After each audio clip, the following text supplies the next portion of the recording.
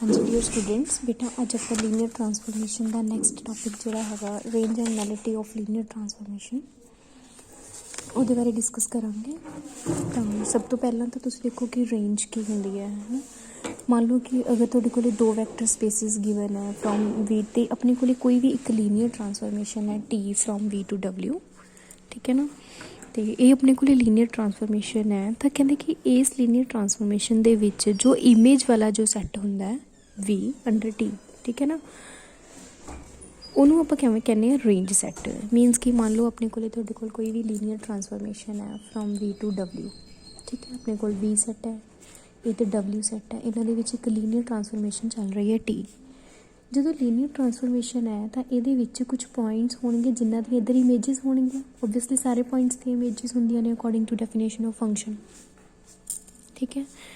तो ये जिहड़े पॉइंट्स जिहड़ियां इमेजिज बन के आए ने वी सैट के पॉइंट्स दियां, उन्हां इमेजिज वाले सैट नूं आपां कहने आ रेंज सैट, ठीक है जी। तो उन्होंने इमेजिज वाले सैट नूं आपां कहने रेंज सैट। तो नैक्सट आ जाता है कि जिहड़ा ये अपने को रेंज सैट बनता है वह डबल्यू की एक सब स्पेस होंदा है, ठीक है ना। तो हुण तुसीं देखो कि जिहड़ा ये रेंज वाला सैट आया ये डबल्यू का सबसैट तो है ही गया, ठीक है ना, क्योंकि जिहड़ी रेंज होंदी है ये कोडोमेन का सबसैट होंदी है। बट हुण आपां ने ये करना है कि जिहड़ी ये रेंज सैट आई है जिन्हों मतलब आपां कह सकते हैं रेंज ऑफ टी, यह सब स्पेस है डबल्यू का because it is a सबसैट of W, ठीक है। तो हुण रेंज सैट नूं सब स्पेस प्रूफ करने वास्ते की करांगे आपां इहदे दो एलीमेंट्स लवांगे। सपोज करो W1 बिलोंग कर रहा रेंज ऑफ टी नूं ते W2 बिलोंग कर रहा रेंज ऑफ टी नूं। आपां शो करांगे कि alpha W1 plus beta W2 belong करता रेंज ऑफ टी नूं, ठीक है। तो यदा की प्रोसैस है कि अगर W1 रेंज ऑफ टी नूं बिलोंग करता है तो that means there exist some V1 belongs to V such that T of V1 equal to W1। देखो W1 रेंज के विच तां ही आया अगर वो किसी पॉइंट की इमेज सीगा। Similarly there exist V2 belongs to V such that T of V2 equal to W2। हुण जिहड़े V1 ते V2 है V नूं बिलोंग कर रहे हैं तो that means alpha of V1 तो टी अपने कोई भी लीनियर ट्रांसफॉर्मेशन है तो इत्थे तुसीं आपां ने चीज़ शो करनी है कि यह आर रेंज ऑफ टी नूं बिलोंग करता है ना। तो W1 की वैल्यू आई है T of V1 plus b beta of T of V2। तो हुण टी एक लीनियर ट्रांसफॉर्मेशन है तो उन्होंने आप इस फॉर्म के लिख सकते हैं, ठीक है। हुण जिहड़ा V1 ते V2 V नूं बिलोंग करते सी V एक वैक्टर स्पेस है that means alpha of this should belongs to V, that means T of V belongs to range of T। तो शो हो गया कि this element belongs to range of T, तो show हो गया कि रेंज ऑफ T की है एक सब स्पेस है, ठीक है। नैक्सट आ जाता है तुहाडे कोले नैलिटी की होंदी है। नैलिटी दे विच वो एलीमेंट्स आते हैं अपने कोले जिवें अपने को मान लो कि दो वैक्टर स्पेसिस हैं V एंड W, दो वैक्टर स्पेसिस हैं तो T कोई भी लीनियर ट्रांसफॉर्मेशन है फ्रॉम V टू W। तो ये आप डोमेन के एलीमेंट्स लैने नल स्पेस के डोमेन के वो सारे पॉइंट्स जिन्हों की इमेज जीरो होवे, ठीक है ना।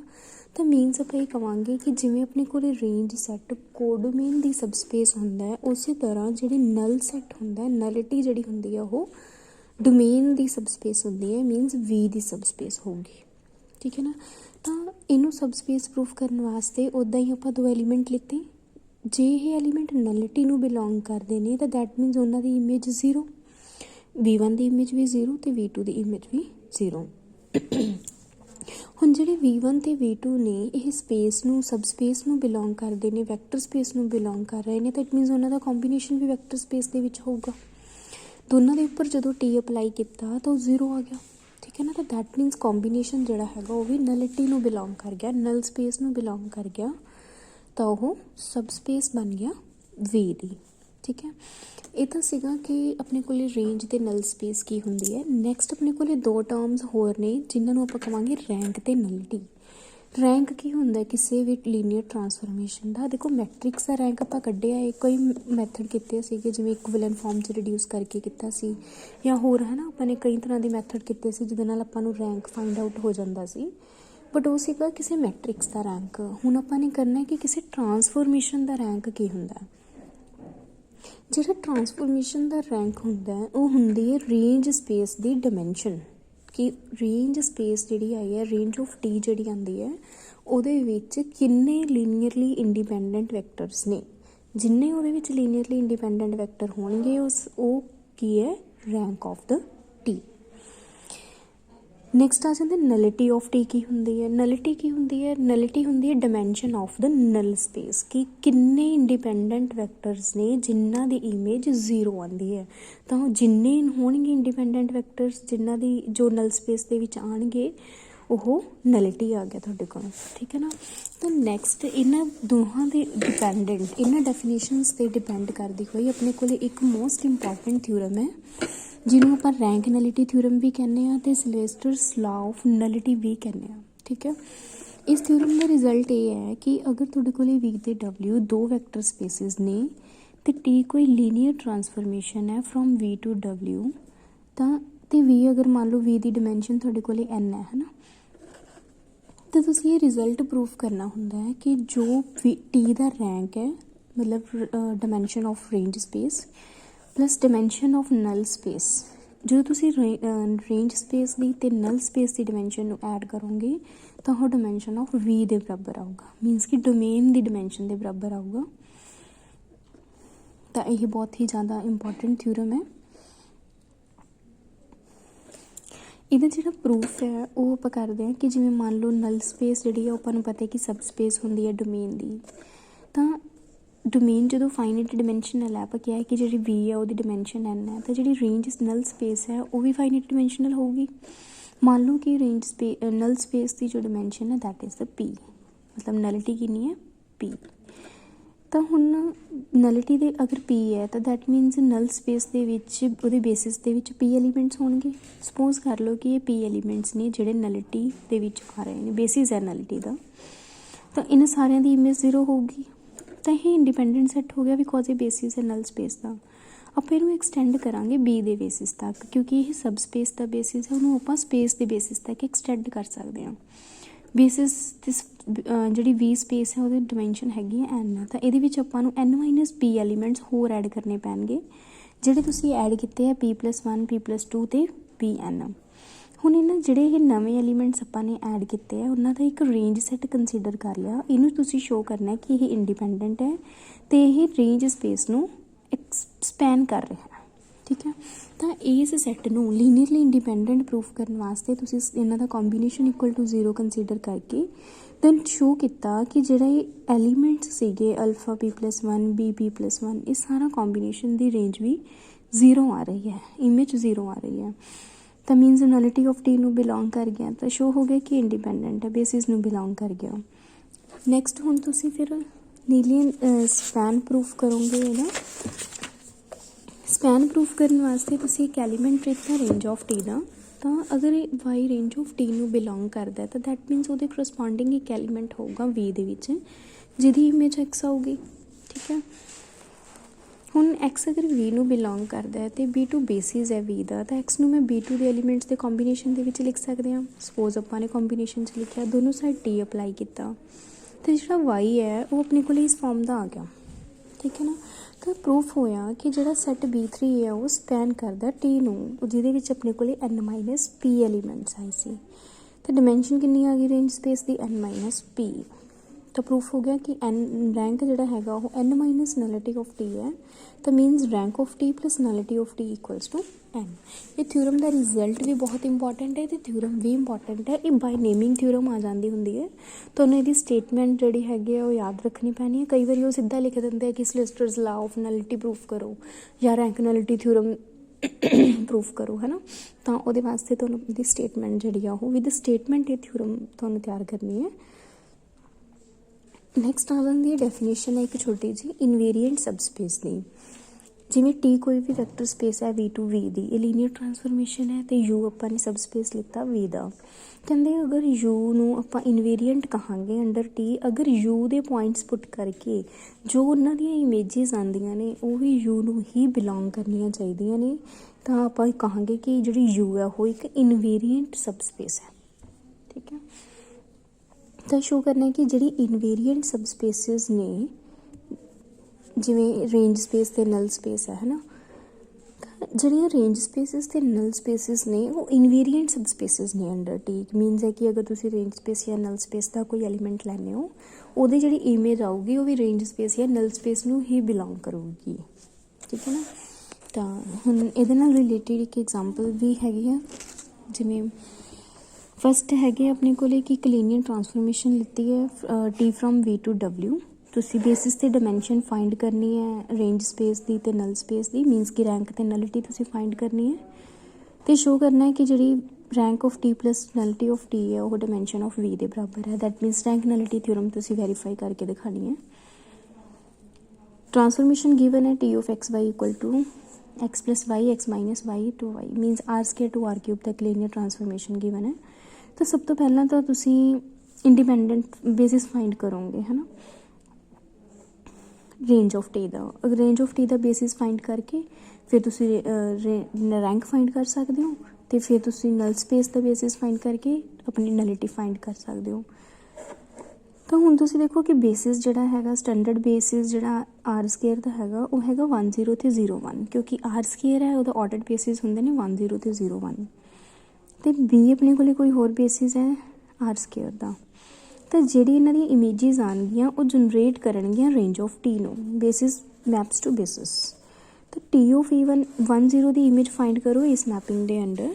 ਮੀਨਸ ਜਿਵੇਂ ਤੁਹਾਡੇ ਕੋਲ ਹੈਗਾ